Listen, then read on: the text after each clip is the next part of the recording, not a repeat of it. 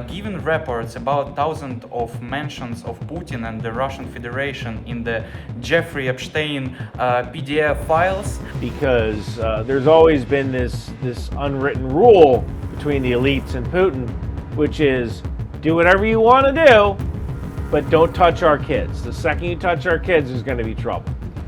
So this whole thing has kind of worked.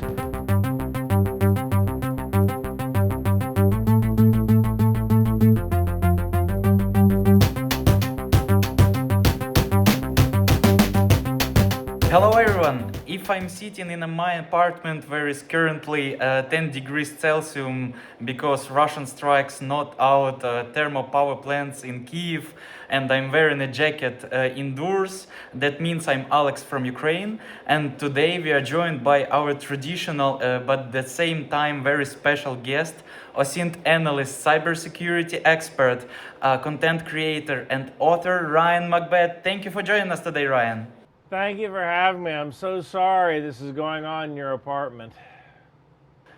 Ryan, in one of your recent videos, you mentioned that the United States has historically lost to Russia in human intelligence, HUMINT, and that Edrich Ames operated under the CIA's nose for years, motivated by greed and a lavish lifestyle that went largely ignored by counterintelligence. Given reports about thousands of mentions of Putin and the Russian Federation in the Jeffrey Epstein PDF files, do you see this is an evolution of Russian intelligence tradecraft, a shift from recruiting individuals, models like Ames, toward building large-scale kompromat traps targeting elites through intermediaries like Epstein? And does this suggest that we still haven't learned how to effectively defend ourselves against Russian influence operations? Boy, that's an excellent question. So, yeah, I think that any kind of espionage activity is a mix of what works and what doesn't. Have you heard of the acronym MICE? M-I-C-E, MICE? Familiar with that word. So MICE is an acronym used in the intelligence field. Sometimes you hear it as RICE as well, R-I-C-E. But I like the term MICE. It means money, ideology, compromise, and ego. Those are the four things that you can use to get someone to spy for you. Money's usually the easiest thing. I pay you money, you give me secrets. Ideology or that's useful as well, but the problem is that if a person has ideology, like they truly believe in the communist cause, then they might get upset with you if you're not moving as fast as they feel you should move, right? I gave you this intelligence. Why didn't you act on it? Well, it's because I don't work for you, you work for me, right? Like we move at our own speed. C is compromise. And a case like that, it's actually really difficult to use compromise on someone because eventually they start hating you to the point where they believe being exposed is better than living this life. And E is ego. That's where you see someone like Tucker Carlson. The guy's been fired from every job he's ever had, and so he feels he needs to prove himself. Look, these people like me. Somebody likes me. I'm important, right? So the Jeffrey Epstein thing was kind of a different way of doing things. I don't know if this person was necessarily a spy or if he was on the payroll of some intelligence agency, but if he was, he would be a little bit different. People talk about compromise. I don't think it's compromise. I think it's something called elicitation.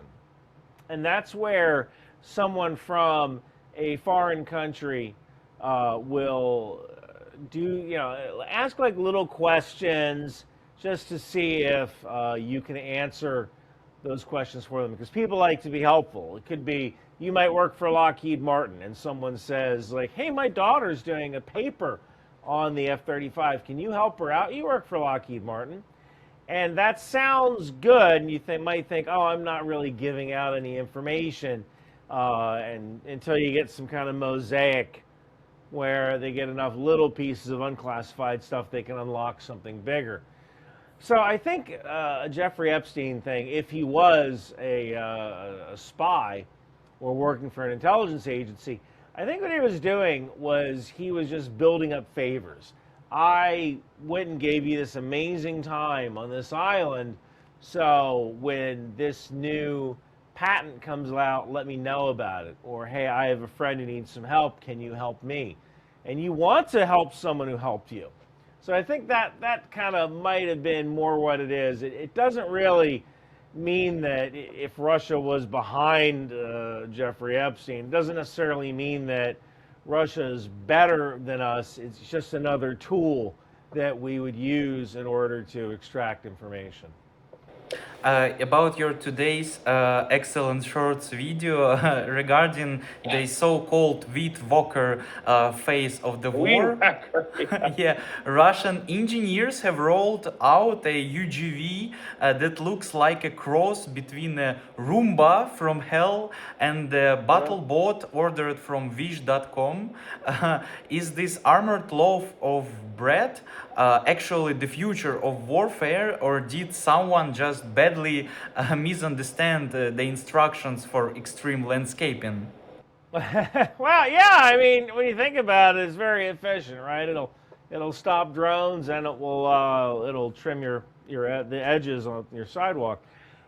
So this the thing I'm referring to is there was a Russian unmanned ground vehicle that had these large spinning, it's probably about 1 meter in length, maybe 1.5 meters, spinning chains, or spinning cables. And the idea is that if you're in an FPV drone, once you get close to those spinning cables, you hit those cables and the drone essentially gets smacked out of the air. And is it the future? I mean, maybe. You know, so everything in war, this war has gone on longer than World War II. And you look at the advancements that we had during World War II, from, well, at least to Americans, it started in 1941. But for Europe, it started in 1939, right? Arguably in 1933 when the Nazis started building up. So I guess you could kind of say that if you look at the advancements in tech, from no radar in the early 30s to radar systems covering Britain during the Battle of Britain, there's always tech advances, and sometimes it goes nowhere, right? You might invent one piece of equipment and you go, oh, you know what, it doesn't work. But all of this research eventually adds up to something that actually could work. And it might seem crazy, but it works. In Iraq, the U.S. military had we had a problem running over IEDs, improvised explosive devices, and a lot of these improvised explosive devices were IR detonated, meaning infrared. So as we're driving down the road, the sensor would see the heat of our engine and then fire, either detonate an IED on the side of the road or fire what's called an EFP, an explosively formed projectile, into the vehicle. And so what we decided to do was we created this thing called a Rhino, or a Rhino mount, which was we took, I think initially it was 2 ammunition cans, we welded them together.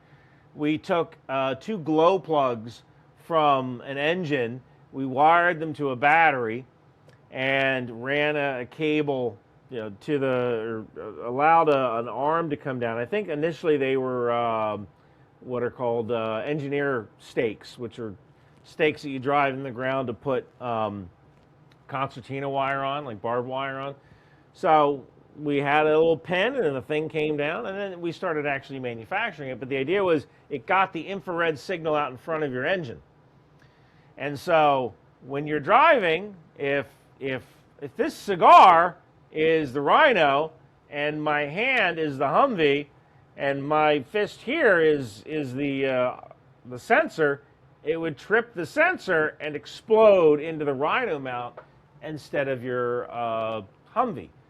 And it looked stupid, but it actually worked until the bad guys started putting the explosive for the system about 1.5 meters to the right of the direction of travel.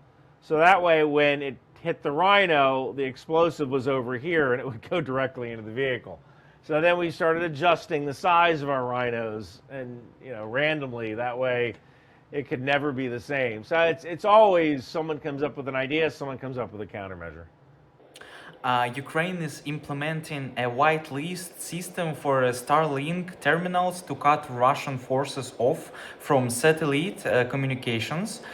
In response, Russian security service have begun blackmailing the families of Ukrainian POWs, forcing them to legally register Starlink terminals in their own names and then hand them over to Russian troops at the front.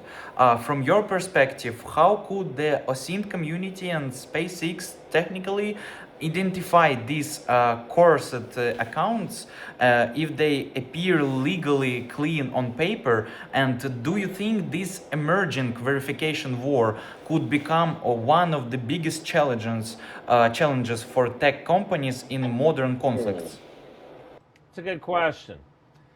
I think you could probably figure it out by traffic. Now, the traffic is going to be encrypted, but there's going to be a sort of profile. And you can kind of see, based on, I would say, the type of traffic being sent, whether this is a, say, a good guy, a bad guy, or a Ukrainian or a Russian or something else. And just by taking a look at signals that were proven to be Russian before, I would also imagine that when these units are first unpacked, they're probably unpacked somewhere far from the front lines. So when you get these Starlink terminals in, let's say you're smuggling them in through Turkey. You probably open them up in Turkey and do a test there. Or maybe you do a test in Rostov-on-Don.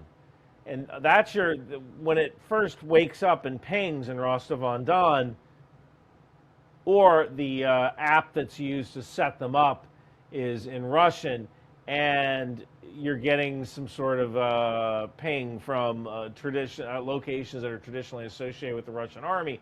That could be a way of identifying, oh, this is most likely a Starlink terminal that's being used by Russia.